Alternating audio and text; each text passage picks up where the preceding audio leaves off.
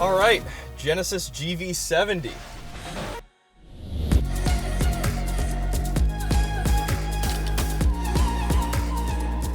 So, the Genesis GV70, brand new for the Genesis brand, and entering a marketplace that is overcrowded. Absolutely just incredibly overcrowded, but that speaks volumes to the modern age and what families are wanting. 3.5 liter twin turbo V6 under the hood here. This one I'm driving, thank you Hyundai, is the top dog. So starting at $49,000 Canadian, this fully spec'd out, $75,000 Canadian. 375 horsepower, 391 pound-feet of torque at 1,300 RPM. This is something that we've seen time and time again, and it is not anything that is going away. Incredible torque numbers that are often on these turbocharged applications higher than the horsepower figures, and they come on well below 2,000 RPM, well below where you'll ever be hitting full throttle. You either need to get the Sport package or the Sport Plus package here to get that V6. Otherwise, you get a 2.5 liter turbocharged inline four.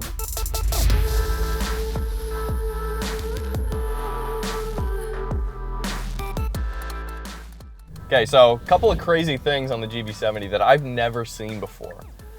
You can start the Genesis with your fingerprint, and there are different driver profiles. When you get into the car, you can put your fingerprint up into this little gloss black circular button here below the start button, and then it will recognize your driver profile and it will start the car for you. Of course, you've already given your fingerprint to Google, Samsung, or Apple, so what could possibly go wrong with one more corporation? What could possibly go wrong?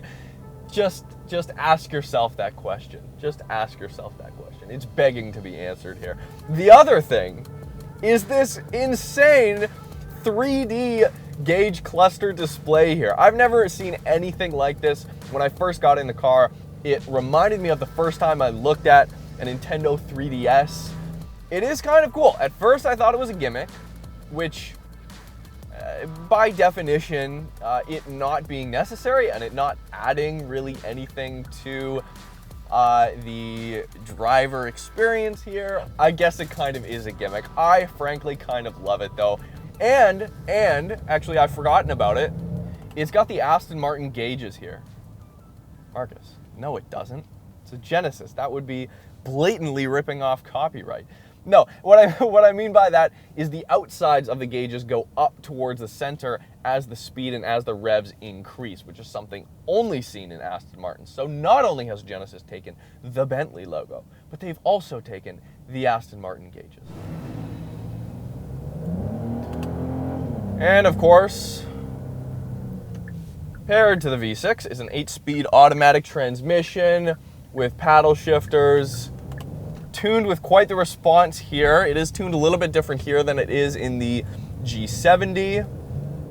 It's good. Most scenarios, it does exactly what you want to. In Sport Plus, when you're hammering on it, it gives you extra aggressive shifts, I've noticed, at the top of the RPM band. Specifically, well, why don't we do that right now? Let's do a launch control. Specifically, after you do a launch control and you leave it in automatic and you're just barreling down the road. Why is my heated seat on? It is freaking hot out. And it will do very aggressive shifts, which is welcome in those circumstances. But it's pretty cool how it can kind of change the shifts depending on the driving scenarios. Launch control, traction and ESC fully disabled. Left foot on the brake, right foot on the gas.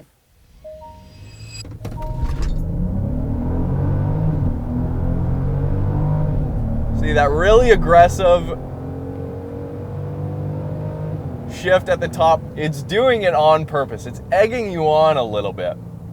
But it doesn't always have to be that way. So this is a fast SUV. Is it going to blow your socks off? Is it going to wow you with its torque like some of the other AMGs? No, it is not. 391 pound-feet on paper is a lot. This is not a light vehicle, but it is plenty fast. On the interior here, this incredible widescreen display is standard on all of the GV70s. I've said it once and I'll say it again. I'm not a big fan of the flat screen just tacked onto the dash. This is one of my favorites I've seen thus far. Hands down, the fact that it is so skewed to a widescreen layout. There's a little bezel on the outside of it, but the blacks are so black that you really don't notice it. And what they've done here you just have a very simple layout with horizontal only display.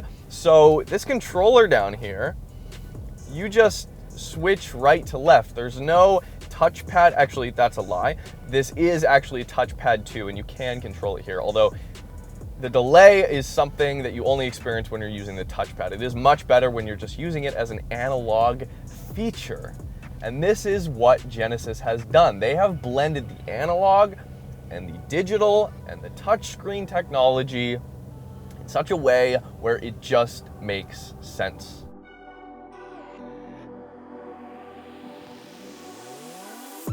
Like I said, awesome combination of touchscreen and analog controls here on the interior. You can see the temperature knobs are analog, but then all your HVAC is always here, but it is on a screen.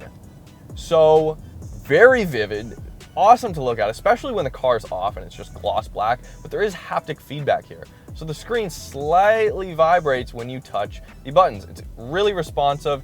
You never have to turn it off, turn it on. It never moves, which is the big thing. One last thing on the interior here. I've got to be nitpicky. I've got to express this. I have to express this to you guys. Take a look at the base model steering that the Genesis GV70 comes with, okay? It's a 2-spoke steering wheel. It looks like it was made for your grandma. It looks like a Buick steering wheel of kind. I would expect that from Buick or Oldsmobile, not from Hyundai or Kia, not from Genesis here. That steering wheel is so incredibly ugly. Here we see BMW and Mercedes, especially on the interior. It's like, we've got so many features. Look at all our tech. Just look at it. Explore. Ambient lighting, massage seats, lighting coming down from here. Whereas the Japanese and the Korean manufacturers here, much simpler, much more quiet. In fact, when I picked this car up, if we go in the menus here, it was playing this wonderful just sounds of nature. We had the rain coming down on the windshield, and the sound, literally that's what it's called, sounds of nature here in the menu system. And it will play. You can have the sound of an open air cafe, or there's a lively forest. But it does have things that still make the luxury experience good here without just like totally shoving it in your face. But it's still overall, Genesis is erring on the side of luxury here, which absolutely matches up with the interior. There's nothing more frustrating to me than a car that says one thing and then does another, or does, says it's one thing but then does the opposite thing actually better than what it says it's meant for, which is not here in the Genesis. And now it is, Genesis. I understand that you are pumping synthetic audio sounds from the engine into the cabin here, which would work, which has worked in some previous scenarios. The first car I drove with this feature, I should not call that a feature, in which it actually sounded half decent, was the BMW i8 out of the 3-cylinder there.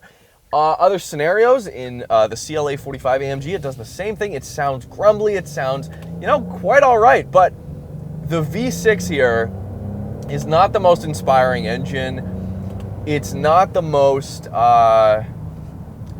shall we say, lively or musical to listen to. It doesn't deserve to be amplified. That's the last thing I want from this V6, and especially because it is erring as a whole on the side of luxury.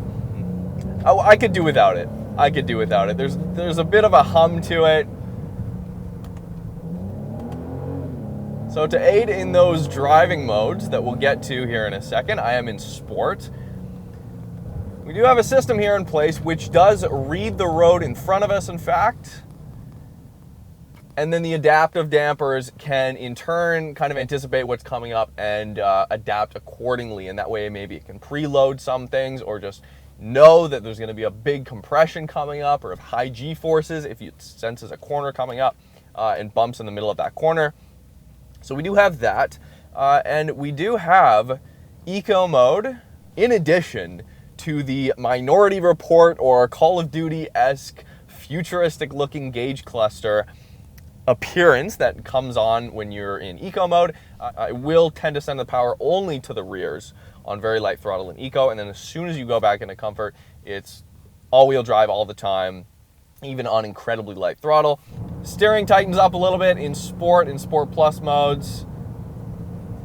It's got a really good feel to it. Still manages to actually feel connected to the road. Definitely a lot more engine noise outside and coming through the cabin when you're in Sport and Sport Plus. It's fast. Like, it's got grunt. It's fun. Please, Genesis, just do me one favor and get rid of those wheels. Thank you guys so much for watching. Of course, subscribe if you haven't already. Hit the notification bell. Let's keep driving, you guys. Hit the road this weekend and just enjoy a good drive. You don't need a destination, okay? You just need to get behind the wheel and go. So hit me up on Instagram as well, Roads Untraveled, and I will see you really soon.